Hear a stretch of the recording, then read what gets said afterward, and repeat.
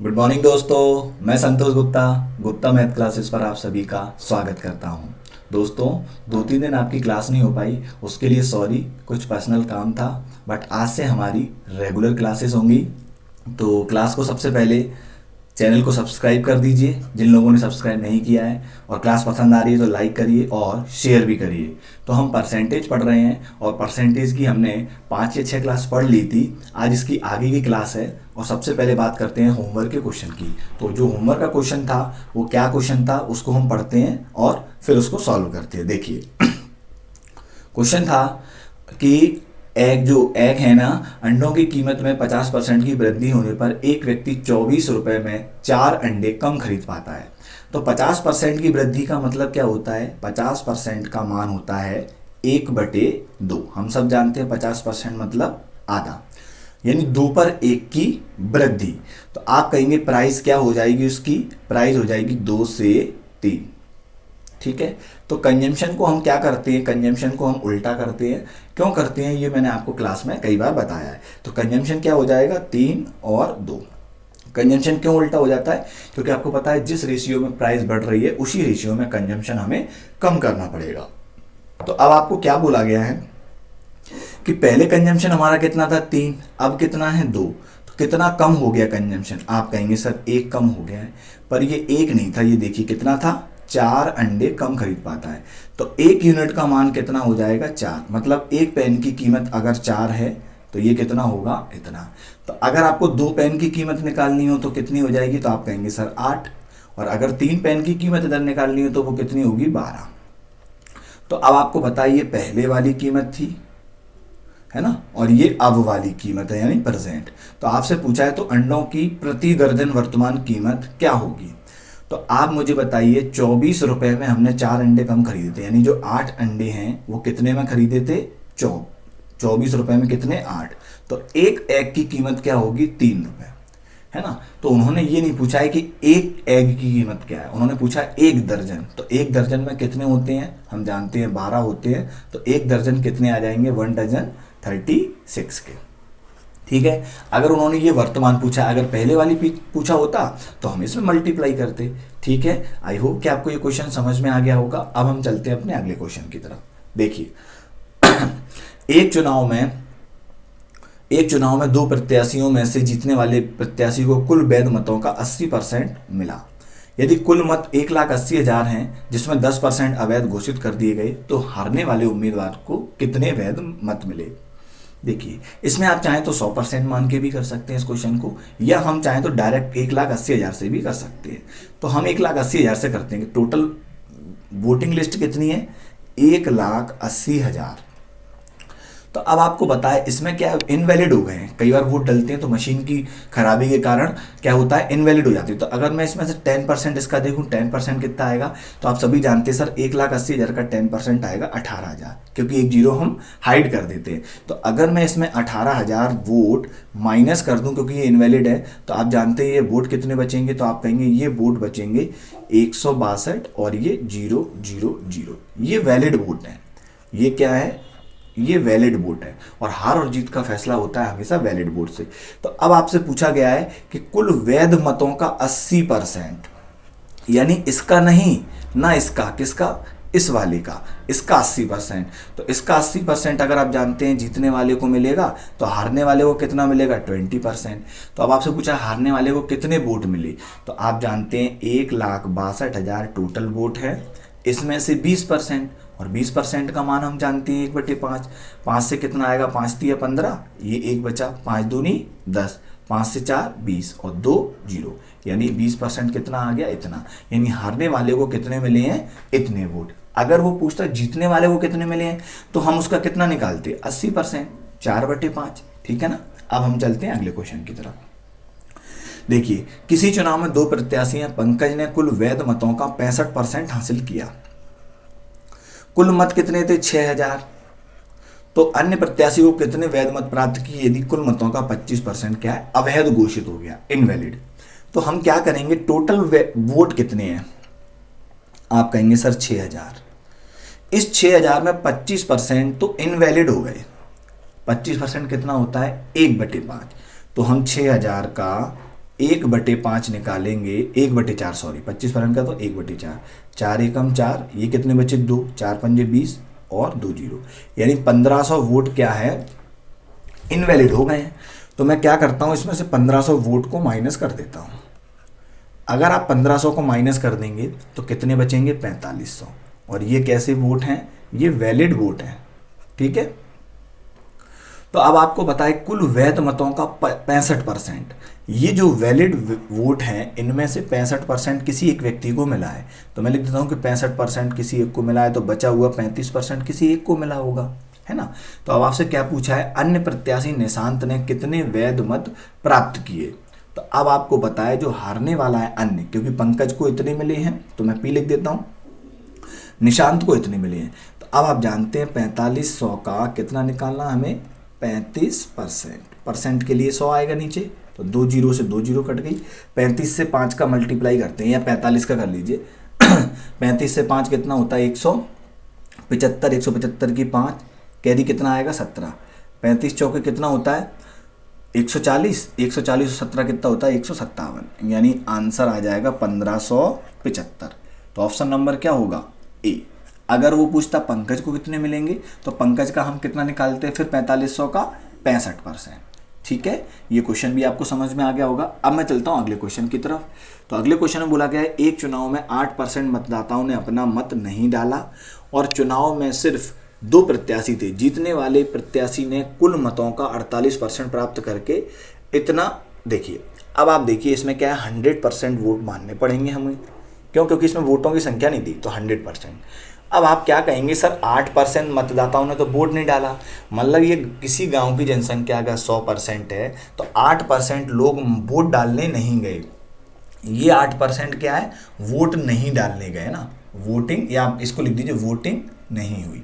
तो आप कहेंगे वोटिंग कितनी हुई, तो वोटिंग हुई फिर 92%, ठीक है। लेकिन इसमें क्या हुआ कि जीतने वाले प्रत्याशी ने कुल मतों का 48%, ध्यान रहे कुल मतों का बोला है इसलिए मैं इसका निकालूंगा। अगर बोला गया होता कुल वैध मतों का तो फिर हम इसको लेते, है ना, सिंपल है। उन्होंने बोला है कुल मतों का, तो कुल मत तो हमेशा 100% होते हैं, लेकिन बोला जाए कि कुल वैध मतों का, तब फिर आपको 92 पर कैलकुलेट करना है। तो कुल मतों का कितना, 48%, इसका 48 कितना होगा, हम जानते हैं 48% होगा। तो अब आप मुझे ये बताइए 100% टोटल वोट थे, वोटिंग लिस्ट कितनी थी 100%, 8% वोट नहीं डले, वोट कितने बचे 92, इसमें 48% इसने ले ली, तो बचे हुए कितने होंगे, आप कहेंगे सर 44, तभी जाके ये टोटल 100 होगा। तो अब आप देखेंगे कि ये कितना अंतर है इन दोनों के बीच, तो आप कहेंगे सर 4% का, और 4% का अंतर ही तो है ये 1100 मतों से जो जीता है ना। अगर आप परसेंट में देखेंगे तो ये जीत गया है कितने परसेंट से, 4% से, और 4% का मान कितना है 1100। तो अब आप देखेंगे 4 दूनी 8, कितने बच्चे 3, 4 सत्ते 28 और 4 पंजे 20, 1% का मान कितना आ गया 275। तो जब भी कभी आपको 1% का मान अगर दिया हो तो 100% का मान निकालने के लिए क्या करना पड़ता है, 2 जीरो बढ़ानी पड़ती हैं। तो आंसर क्या हो जाएगा हमारा, ऑप्शन नंबर ए, ठीक है। ये क्वेश्चन भी आपको समझ में आ गया होगा। अब हम चलते हैं अगले क्वेश्चन की तरफ। तो अगले क्वेश्चन में क्या बोला गया है उसके लिए हम देखते हैं। देखिए अगले क्वेश्चन में क्या बोला गया है, एक चुनाव में 2 प्रत्याशी थे, 10% मतदाताओं ने अपना मत नहीं डाला, जबकि 10% अवैध घोषित हो गए। प्रत्याशी को, विजेता प्रत्याशी को वैध मतों का 54% मिला हो तो वह 1600 इतने मतों से जीत गया। तो मतदाता सूची में कुल कितने मतदाताओं की संख्या थी। अब मैं ये मान लेता हूं कि ये 100% थी, ठीक है, परसेंट नहीं लगा रहा हूं, तो ये कोई टोटल मतदाता 100% थे। अब 10% मतदाताओं ने क्या किया, वोट नहीं डाला, मत नहीं किया। तो आप क्या करेंगे, -10, अगर 10 लोग नहीं करेंगे तो फिर वोटिंग कितनी होगी, तो आप कहेंगे सर वोटिंग तो होगी 90। देखिए ये वोटिंग लिस्ट है, VL लिख देता हूं इसको मैं, ये वोटिंग लिस्ट है और ये वोटिंग हुई है आपकी, है ना, ये वोटिंग हुई है 90। अब वो कह रहे हैं कि 10% अवैध मत घोषित हो गए। अब आप बताइए 10% किस पर कैलकुलेट करेंगे हम, इस पर कि इस पर। देखिए इनवैलिड वोट वो वोट होते हैं जो डाले गए वोट होते हैं, उन्हीं में से तो अवैध घोषित हो जाते हैं। तो इसका 10% कितना होगा, तो 90 का 10% कैसे निकालेंगे, 1 जीरो हटा देंगे तो 9। तो अब आप क्या करेंगे, इसमें से 9 को माइनस करेंगे। जब 9 को माइनस करेंगे तो टोटल वैलिड वोट कितने आएंगे, आप कहेंगे 81, ये परसेंट में ऐसा रहा है ना, मैंने लगाया नहीं परसेंट, 81% क्या है, वैलिड वोट है। अब आपको क्या बोला गया है कि 54% वैध मतों का 54%, यानी जो 81 है इसका 54% वोट किसको मिला है और 1600 इतने मतों से जीत गया है। तो अब मैं ये जानता हूं कि अब तो अपने आप में ये देखिए, ये अब आप क्या करिए इसको, अब आप क्या करिए, ये जो वोटिंग है ये 81, इसको मैं यहां लिख देता हूं, ये अपने आप में भी 100% होगी, वैलिड वोट है। तो इसमें बोला गया है कि इसका 54% तो एक को मिला है, भैया 54 एक को मिला है, तो दूसरे वाले को कितना मिला होगा, आप कहेंगे सर 46%, तभी तो अपने आप में 100 होगा। ध्यान रहे 81% है, पर ये भी अपने आप में 100% है। तो हम जानते हैं कि 54 इसको मिला है, 46 इसको मिला है, तो इन दोनों के बीच हार जीत का फासला कितना है, 8% का। तो किसका 8%, 81 का। तो 81 का 8% का मान सबको पता होना चाहिए। 4% का मान हमें पता है सर, आपने बताया था कितना, 1/25 होता है। तो 8% का कितना होगा, 2/25। और ये किसके बराबर है, तो आप कहेंगे 1620, क्योंकि इतना ही अंतर है। तो अब आप देखिए 81 दूनी कितना होता है, 162। तो 162 ये बराबर में कट जाएगा, 25 इधर चला जाएगा, है ना। तो आप देखेंगे 1 यूनिट का मान आएगा 250। तो अब आपसे पूछा गया ये 100% वोटिंग लिस्ट थी, तो आंसर हमारा क्या हो जाएगा, ऑप्शन नंबर डी। ठीक है, आई होप कि आपको ये क्वेश्चन समझ में आ गया हो। मैं एक बार फिर एक्सप्लेन कर देता हूं। देखिए इस क्वेश्चन में क्या बोला गया था, देखिए इस क्वेश्चन में बोला गया था कि जो 100% वोटिंग लिस्ट है इसमें 10 लोगों ने वोट नहीं डाला। तो आप कहेंगे वोट कितने लोगों ने डाला, फिर 90, और 90 वोट डालने गए तो उनमें 10% इनवैलिड हो गए। तो 90 का 10% 9, तो वोट डालने जाने वाले लोगों की संख्या जो वैलिड थी वो 81 थी। तो ये भी, तो अब उन्होंने क्या बोला था, वैध मतों का 54% बोला था, इसीलिए मैंने इस पर कैलकुलेट किया है। अगर आप ये वैध मतों का नहीं बोला गया होता तो फिर हम 100 पर करते। तो अब क्या किया गया, ये 54% अगर इसको मिले हैं तो इसको कितने मिले होंगे, 46%। और आप देखेंगे 81 का 8% निकालेंगे हम, क्यों, क्योंकि इन दोनों के बीच हार जीत का फासला कितने परसेंट का है, 8%। और 8% का मान कितना होता है, 2/25। कैसे होता है मैं यहाँ आपको बता देता हूँ। देखिए 8% हटाएंगे तो नीचे 100 आएगा, 4 से इसे काटेंगे, 4 दूनी 8, 4 से इसे काट देंगे 25। तो 2/8 कितने का, 81 का। और यही जीत हार का फैसला 1620 के बराबर है। तो अब आप यहाँ से कैलकुलेट करेंगे तो आंसर कितना आएगा, 25,000। ठीक है, अब हम चलते हैं अपने अगले क्वेश्चन की तरफ। तो देखिए अगला क्वेश्चन जो है ये आपके होमवर्क का क्वेश्चन है, बहुत ही प्यारा क्वेश्चन है, आया हुआ क्वेश्चन है ये ना। तो आई होप कि आप इस क्वेश्चन का आंसर कमेंट बॉक्स में कमेंट जरूर करेंगे। अगले क्वेश्चन की तरफ बढ़ते हैं। तो अगले क्वेश्चन में बोला गया है क्या बोला गया है, देखिए अगले क्वेश्चन में बोला गया है कि 80 रुपए में 80 रुपए दाम वाली जुराबों के 1 दर्जन जोड़े, ध्यान रहे जो सॉक्स होते हैं वो जोड़े में ही होते हैं, तो 2 जो सॉक्स होते हैं उनको एक जोड़ी बोलते हैं। तो 1 दर्जन जुराबों के 10% जो है डिस्काउंट उपलब्ध है, तो 24 रुपए में जुराबों के कितने जोड़े खरीदे जा सकते हैं। तो क्वेश्चन बहुत ही अच्छा होता है, लैंग्वेज बेस्ड क्वेश्चन होता है। तो मुझे इतना पता है कि 1 दर्जन की बात चल रही है, यहाँ पर 1 दर्जन की बात चल रही है, तो 1 दर्जन का मतलब होता है 12। मैं इसको 12 लिख दूं, जोड़े से आप भूल जाइए, कंफ्यूज नहीं होइए, क्योंकि लास्ट में आपको पूछा क्या गया है, जोड़े के बारे में ही पूछा है, तो आप इसलिए इस शब्द को भूल जाइए ना। तो अब आप जानते हैं 1 दर्जन का मतलब मैं ये कह सकता हूँ 12। तो पहले तो अगर मैं देखूं कि नॉर्मल प्राइस क्या है इसकी, तो आप कहेंगे 80 रुपए, लेकिन 10% का डिस्काउंट मिलेगा तो इसका 10% कितना होगा, 8। तो अगर आप किसी सामान को 80 रुपए में लेने जाते हैं और 8 रुपए का अगर आपको डिस्काउंट मिलेगा तो वो सामान कितने का आएगा, तो आप कहेंगे 72 का। और कितना सामान था ये, तो मैं यहाँ इसको बीच में लिख देता हूँ 12, क्योंकि 1 दर्जन की कीमत है ये 12। तो 1 दर्जन की कीमत 12 है, तो एक की कितनी होगी, तो 12 × 72, यानी आप कहेंगे एक जोड़ी की कितनी होगी, ये पेयर है इसलिए मैं लिख रहा हूँ एक जोड़ी। ठीक है, 6 का एक जोड़ी 6 रुपए में आएगा, मैं यहाँ इसको लिख देता हूँ रुपए। तो अब आपके पास रुपए कितने हैं, 24। तो आप कहेंगे सर 24 रुपए हैं, और एक अगर 6 रुपए का आ रहा है तो कितने जोड़ी आने वाले हैं, 4 पेयर, यानी 4 जोड़ी। ऑप्शन नंबर क्या हो जाएगा, ए। बहुत ही सिंपल क्वेश्चन था, फिर मैं समझा देता हूँ। बोला गया था कि 80 रुपए में जो सामान मिल रहा है उस पर 10% की छूट है, तो हमें कितने में मिलेगा, 72 में। लेकिन ये 1 दर्जन की है, एक दर्जन की है तो एक की कीमत कितनी है 6, तो आपको 24 में कितने मिलेंगे, 6 चौके 24। ठीक है ना, आप चाहें तो इसको बिना कैलकुलेशन के भी माइंड कैलकुलेशन से कर सकते हैं। अब देखिए अगला क्वेश्चन क्या है, राम 50% आयकर भुगतान करता है, 50% इनकम टैक्स। तो इनकम टैक्स क्या होता है, तो आप कहेंगे सिंपल, इनकम टैक्स यानी इनकम पर लगने वाला टैक्स। मान लीजिए मेरी इनकम 100% की है, ठीक है 100%, तो अब आप बताइए मुझे कितना इनकम टैक्स देना पड़ेगा। तो आप कहेंगे सर 50% लग रहा है तो 50 देना पड़ेगा आपको, 50% टैक्स इस पर। ठीक है, इस कर पर उसे 20% एक्स्ट्रा टैक्स देना पड़ा। तो एक्स्ट्रा टैक्स जो होता है वो किस पर लगता है, इस जो मेन इनकम होती है उस पर, या जो जिस पर टैक्स लगा हुआ है उस पर।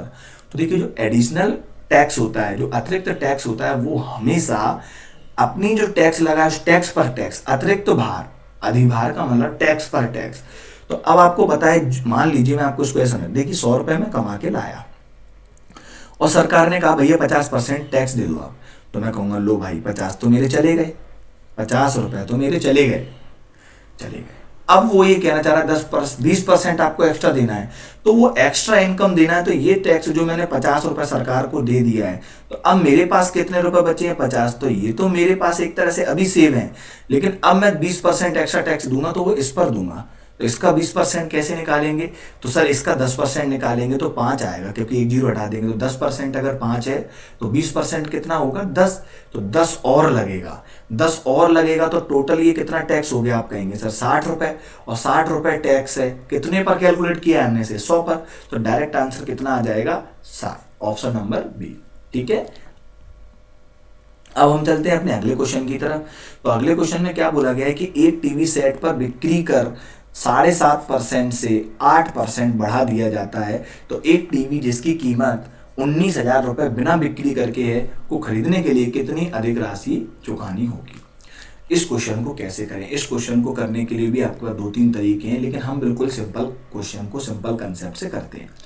आप मुझे ये बताइए, पहले जो टीवी थी वो 7.5% उस पर टैक्स लगता था, अब कितना लग रहा है 8%, कितना ज्यादा लग रहा है आधा परसेंट। आधा परसेंट को क्या मैं बोल सकता हूं 1/2%, है ना, और परसेंट हटाएंगे तो नीचे 100 भी लिख सकते हैं, क्योंकि आपको पता है 1/2% कितना होता है, परसेंट हटाएंगे तो नीचे आएगा इतना 1/200। कोई दिक्कत हो तो बताओ, नहीं है ना। तो अब आपको कुछ नहीं करना है, सिंपल तरीके से आपको ये देखना है कि 19,000 का 1/200 कितना होगा। तो 2 जीरो से तो जो 2 जीरो कट जाएंगे, 190 को 2 से काटोगे तो कितना आएगा 95 रुपए, उसको एक्स्ट्रा टैक्स देना होगा। ठीक है, एक्स्ट्रा टैक्स, समझ में आया। एक तो ये तरीका था, एक तरीका था कि आपको इस क्वेश्चन को करने के लिए पेन की जरूरत बिल्कुल नहीं थी। क्या सर ऐसा हो सकता है, बिल्कुल हो सकता है। हमें पता है कि ये 7.5% जो टैक्स था वो 8% हो गया है। अब आप बताइए आधा परसेंट बढ़ा है ना, आप तो 1% मानिए उसको, सर 1% बढ़ गया, तो सर इसका 1% कितना होगा 19,000 का। अरे भैया जब 10% निकालते हैं तो हम एक जीरो को हाइड कर देते हैं, लेकिन जब कभी आपको 1% निकालना हो और पीछे जीरो लगी हो तो 2 जीरो को भी हाइड करना पड़ता है। तो आप कहेंगे सर 1% टैक्स होता तो 190 रुपए हमें एक्स्ट्रा देते टैक्स, बिक्री का सेल टैक्स, लेकिन 1% नहीं है, आधा है। तो आधा परसेंट कितना होगा, 190 का आधा कितना होगा 95। तो इसको डायरेक्टली सॉल्व कर सकते हैं। आई होप कि आपको यहाँ तक की क्लास पसंद आई होगी। बाकी की क्लास को हम कल रेगुलर करेंगे, और आज से आपकी क्लास रेगुलर होगी और टेस्ट भी रेगुलर होंगे। कल परसेंटेज की शायद आखिरी क्लास होगी, और परसों से हम प्रॉफिट एंड लॉस पढ़ेंगे। तो इस वीक में फिर हम परसेंटेज का टेस्ट भी करेंगे। हमने time and work, work and wages, pipe and cistern, ये चैप्टर भी कंप्लीट कर लिए और इनके टेस्ट भी हो चुके हैं। तो जिन स्टूडेंट ने इन क्लासेस को नहीं देखा है वो प्ले लिस्ट से जाके पूरी मैथ की क्लास को चैप्टर वाइज आप देख सकते हैं। जिन लोगों ने चैनल को अभी तक सब्सक्राइब नहीं किया है वो चैनल को सब्सक्राइब करें और बेल आइकन को भी दबाएं, जिससे आगे आने वाली क्लासेस के आपको नोटिफिकेशन मिले। और अगर आपको ये क्लास पसंद आ रही है तो आप दिल से लाइक कीजिए और शेयर कीजिए। Thank you very much.